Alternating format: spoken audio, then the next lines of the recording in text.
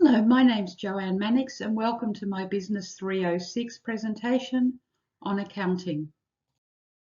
There's many different types of accountants, but they all have one thing in common. They deal with finances. They analyse, interpret, report and solve financial matters.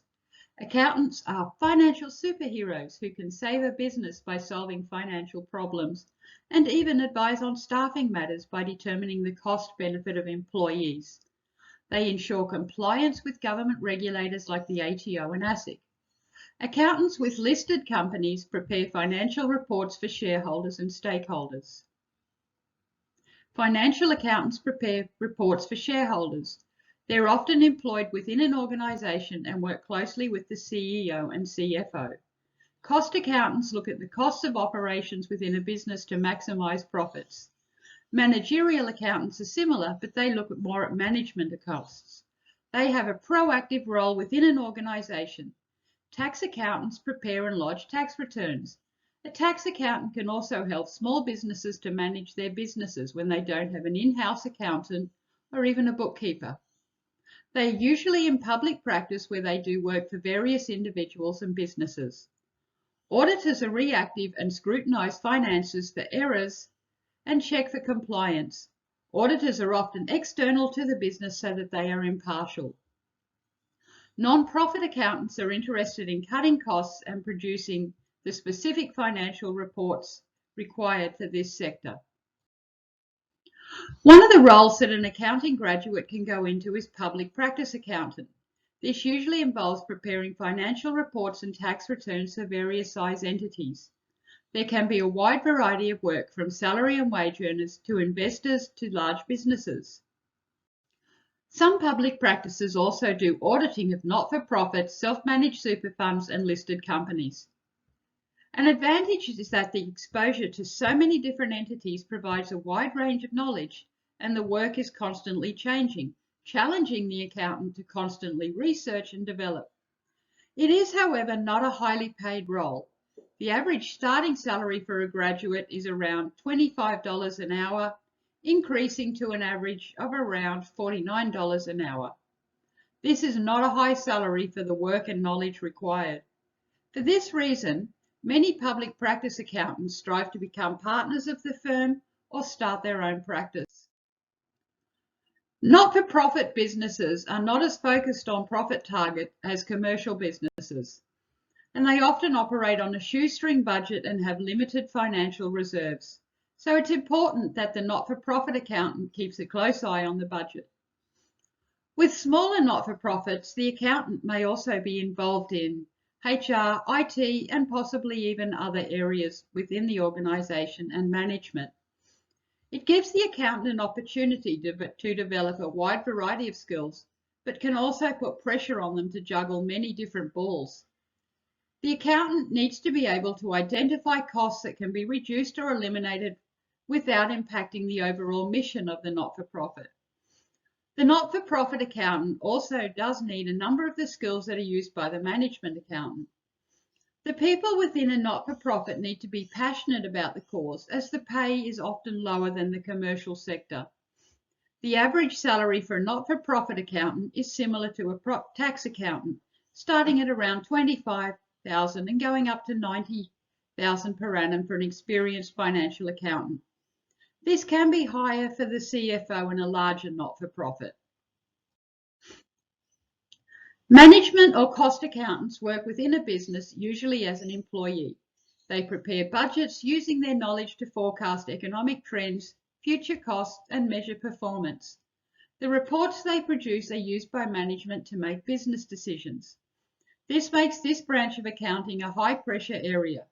It's also a high-demand area, with many organisations seeking experienced accountants to help direct their business. The management accountant needs to be able to analyse data, identify trends, and keep an eye on the bigger picture and simultaneously each individual area of an organisation. They need to be able to plan effectively, manage risks, and be able to adapt quickly to changes in the financial market. The reports they present to the director can affect staff morale, so the management accountant needs to also consider HR in their choices. Due to the high level of responsibility and the skills required, the salary for a management accountant is higher than the other sectors of accounting. The average entry-level salary is $87,000 per annum, up to $160,000 for a senior. A mindset is the set of beliefs that influence how you think, feel, and behave in different situations. There are two basic mindsets, growth and fixed. A fixed mindset can limit your chance to get into the career that you would really love. It can be a negative style of thinking. A growth mindset is necessary to have a fulfillment in a person's chosen career. I'm prone to operating from a more fixed mindset, and that will limit my potential to get into the career that I would like. A skill set is the abilities needed to perform a job. These will vary from job to job. I've listed some of the more common ones used in accounting across all of the fields. A hard set is the deep desire for something. It is what drives us to achieve our goals and keeps us ongoing despite the obstacles. To have the right heart set means we feel the right feelings. It is important to know your professional strengths and weaknesses. If you can understand your weaknesses, you can work on remediating the deficiencies, and that's something that can be mentioned in an interview if the question comes up. It's often asked, what do you consider to be your biggest weakness? It can also be difficult for a person to speak of their strengths and give examples, so knowledge of these before beginning the interview process can make the interview less daunting. I'm aware that my extreme introversion and lack of assertiveness can hold me back, so I've sought professional help with this and seek to stretch myself by talking to unfamiliar people in public settings. I also know that I'm a loyal employee with a strong work ethic. This is a strength that I will point out to potential employees in interview if I'm asked.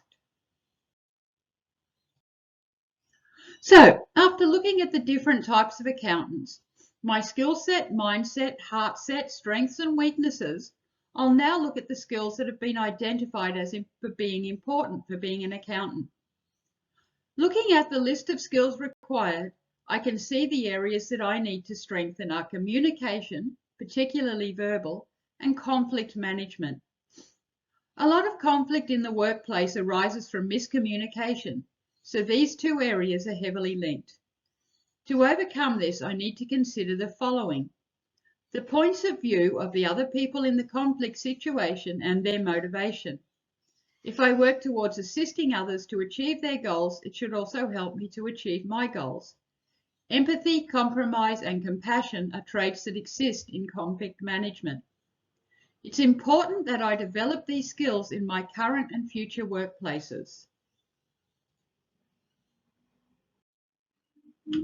After considering the various options, I have concluded that working in the not-for-profit sector would be of interest to me. I've worked in public practice accountant for 10 years and recently started working in a different role in a not-for-profit. If the opportunity arises, I would like to move across to the financial department of the same organisation. The reason I chose this sector over the area I previously worked in is due to the opportunity to help in the community sector in an area that is important to me personally. There is a shortage of accountants in Australia at the moment, and the smaller not-for-profits can struggle to attract the people that they need to manage their organisations wisely. It is necessary that not-for-profits have good financial management, as funds need to be used very wisely to maximise the benefits. In this instance, I believe my industry knowledge and strong work ethic, along with willingness to put in the extra time required, will be a benefit to the organisation I work for. I have many years of experience, not only in accounting, but other areas that have built my skill sets and helped to develop my mindsets. My vision is to be an integral part of the financial department in the not-for-profit I work for, and to help steer them out of the current financial constraints they have. I will achieve this by a growth mindset and setting goals.